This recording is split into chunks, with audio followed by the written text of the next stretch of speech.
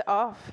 It is my absolute pleasure to announce our next keynote speaker, the very inspiring and amazing Dominic Williams, founder, president, and chief scientist of Dfinity Foundation.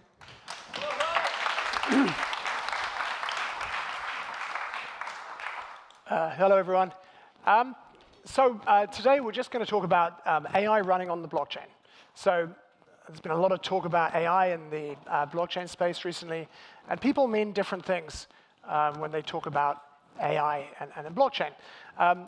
Generally speaking, outside of the internet computer ecosystem, it means that the AI is centralized, it's ChatGPT or something like that, and they've created some kind of smart contract connector or something like that. That's not decentralized AI. There's only one form of decentralized AI, and that's AI that runs on the blockchain itself. Unless you're running AI on the blockchain, it's clearly not decentralized, it's something else.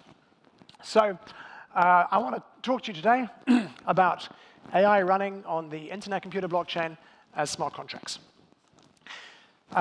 So if you've not heard of Dfinity before, I work at Dfinity. I'm the founder, I'm the chief scientist. We're blockchain's largest R&D operation. The project's been going since 2015, so we're coming up for 10 years. We have an 8-story building in central Zurich, not far from here, where we have just over half of our worldwide team.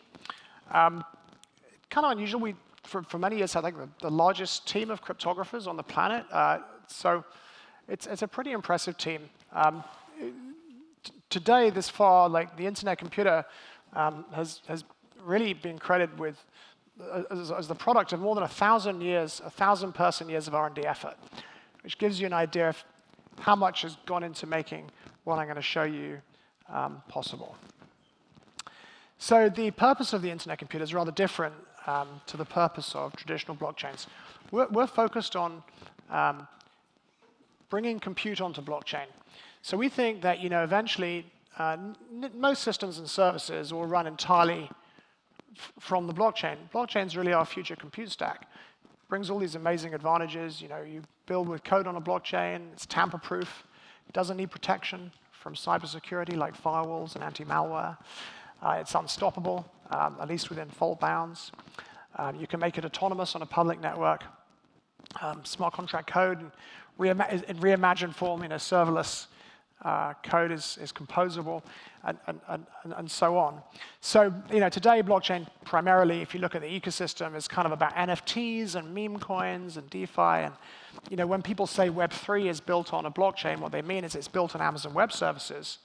And then you kind of get bumped out to buy an NFT with MetaMask or something at some point. Internet computer is a different approach. Everything's on chain. And it's blockchain like cloud. It's the world's only third-generation blockchain in existence today. And it's blockchain playing the role of cloud. It's infinitely horizontally scalable. Smart contracts serve web. They process HTTP, so you can actually have a secure session with a smart contract. You don't even need crypto wallets anymore. Smart contracts can pay for their own gas. It's called a reverse gas model. This actually is the dashboard currently. And interestingly enough, I just say, look, today the internet computer is processing the compute equivalent of 350,000 Ethereum equivalent transactions a second. So if you look at the virtual machine instructions that the blockchain is processing and compare that, you get this stunning figure. But this is growing all the time. I mean, we actually think this is small, which is ironic, right? We think 350,000 Ethereum equivalent transactions a second is low. Since the network entered production in May 21, just over 3 years ago, the amount of smart contract compute running on the blockchain has tripled every year.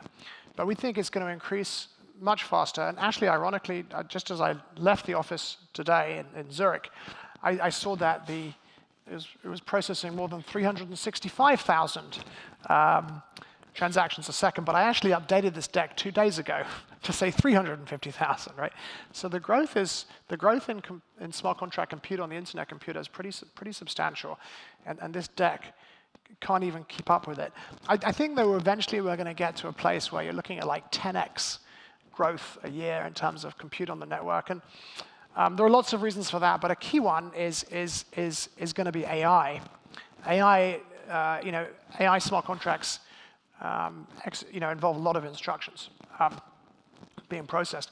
So again, if you're new to the internet computer, like it's a very different kind of thing to a normal blockchain. It's the only third generation blockchain in existence. You can build anything on the blockchain using canister smart contracts, and what we say is full stack decentralization. So there are kind of social networks running on the internet computer today. It's like OpenChat, I think that screenshot is from. Every chat message is a transaction. All people's chat history is on the blockchain. You can send people video chats, image chats. It also works as a layer 2 for other blockchains. So, for example, you can send people, your chat account on that service is also a kind of crypto wallet, but it's a crypto wallet that you don't need a crypto wallet for. You just authenticate yourself to the smart contracts that are creating the user experience for you. You're now basically interacting directly with the blockchain and in a secure session. And that's why you can just send somebody Bitcoin in a chat message, right? You can send somebody Bitcoin, and it'll be transferred in just over a second. And many other things too. It's now getting composed with DeFi. You can do different things. So DeFi is pretty new on the internet computer. We are compute focused, but it's now evolving. It's taking different forms. This is an order book. The middle thing is an order book DEX. Traditionally we're looking at like liquidity pool DEXs, right? Like Uniswap. It's not possible on a traditional blockchain to create an order book DEX. On the internet computer, people have created order book DEXs, and that's like Coinbase, right? Kraken, but made with smart contracts.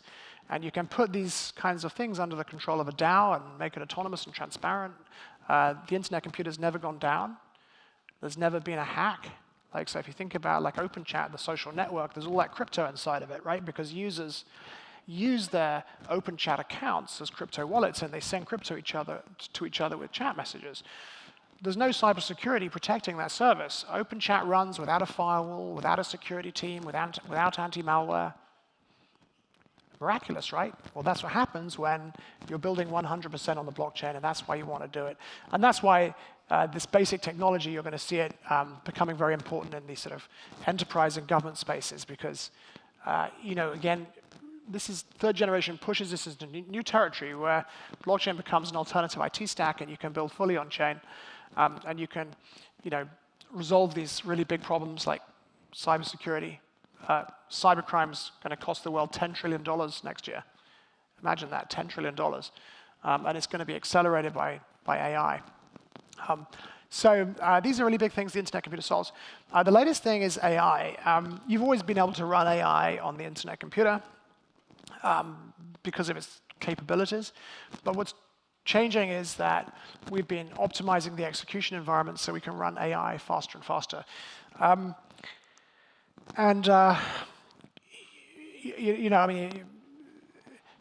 to get your head around it, there's a lot of differences with internet computer smart contracts. Currently, a single smart contract on the internet computer can store up to 400 gigabytes of data.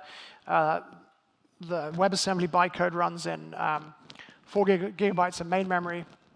And that's about to change to, we're going to get a 64-bit WASM, and those limits will disappear. They can process HTTP and run in parallel, all this kind of stuff. But there's a bunch of things that together enable them to run AI. And AI to run fast needs things like support for SIMD instructions. So those were added a few weeks ago.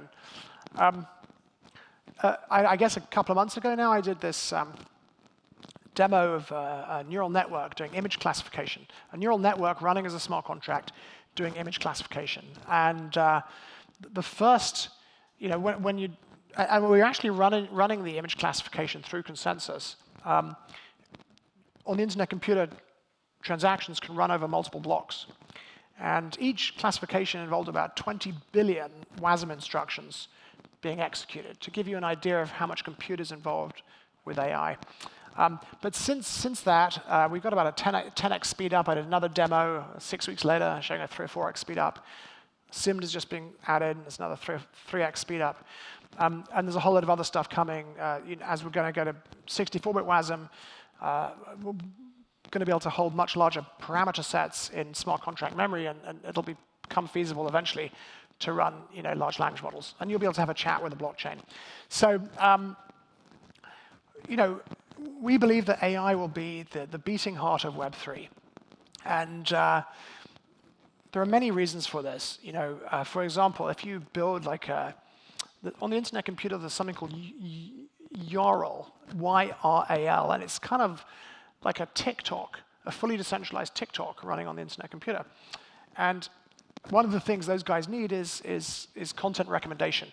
That actually requires a neural network. If you want to do content recommendation, if you want to do Web3, effective Web3 that actually goes mass market because people want to use it, you have to do things like AI-based content recommendation. You can also have things like AI brokers and things like that. So AI is going to be very, very important to Web3. So what I wanted to do is just show you 3 examples of ways that AI can be used on the Internet Computer where we think it has application, and then I'll just throw it open to questions if we've got time. Okay, number 1, Ethereum safety. So I'm sure you've all been to Etherscan and had a poke around and looked at the Solidity smart contracts on Ethereum. And Etherscan looks at the code hash of the Ethereum smart contract and matches it to the source code repo on GitHub. So you can see the source code inside these smart contracts.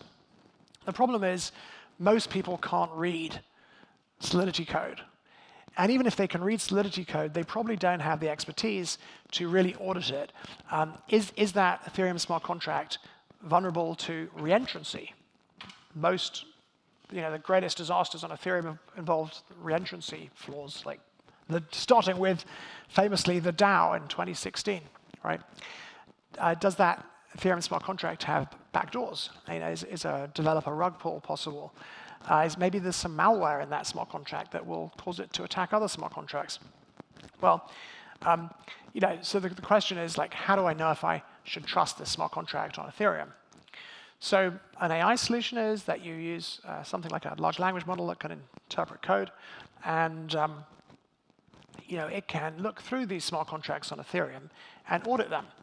You can check there's no reentrancy vulnerabilities, no backdoors detected, no malware inside, and credit certification, blockchain certifications, a thing called chain key cryptography on the Internet Computer. So the blockchain itself can actually sign things.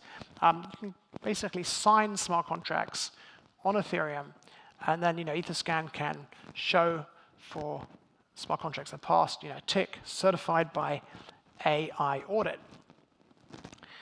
Autonomous KYC, example number 2. So this actually feeds into what I hope is going to be my next AI demo, which is a smart contract that does facial recognition. So you might wonder why you want to do facial recognition on the blockchain. So there's a challenge that's almost here, that DEXs are going to list security tokens.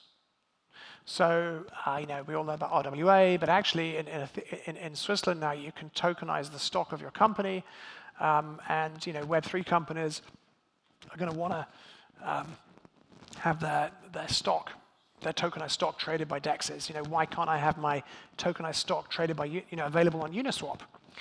Now, so a DGM wants into securities kind of thing. That's where we're going. The challenge, of course, is that securities, they have this regulatory frameworks surrounding them, and it's very unlikely that people are going to be able to buy securities unless they've done KYC or can show they're a qualified investor in America or that kind of thing. So what you can do with AI is you can have an AI smart contract that can match a face in real time. The smart contract can make sure it's not a fake, look left, look right, put up 4 fingers, that kind of thing, and match that person that it's looking at against a document, like a passport or a driving license, which has been separately validated with a government source via an API. And you can then automate KYC, which makes absolute sense, right? Because a DEX is a decentralized exchange. It should run autonomously. Like Uniswap 1, 2, 3, and 4, you can't even update that code, right? It's created by a DAO, and once it's created, it can't be updated. It's fully autonomous.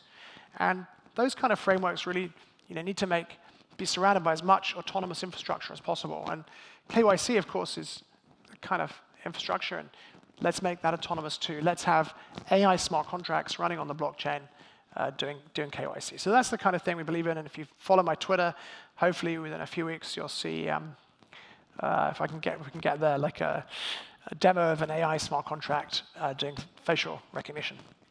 All right.